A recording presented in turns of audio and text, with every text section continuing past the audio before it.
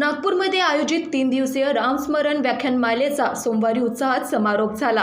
रेशीमबाग येथील महर्षी व्यास सभागृहात हा कार्यक्रम पार पडला होता। यावेळी सुप्रसिद्ध प्रवचनकार श्रीनिवास शास्त्री पेंडसे यांनी मृत्युंजय छत्रपती संभाजी महाराज या विषयावर प्रभावी व्याख्यान देत त्यांच्या अतुलनीय शौर्य, बुद्धिमत्ता आणि स्वधर्माभिमानाचे स्मरण करून दिले।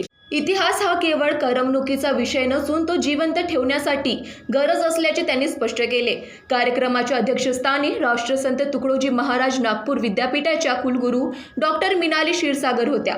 शंखध्वनी, पोवाडा आणि देवीच्या गोंधळाने कार्यक्रमाची रंगत वाढली होती। महान्यूज 7 करिता नागपूरवरून शशांक लालझरे यांची report. This video sponsored by Shivam Jewelers.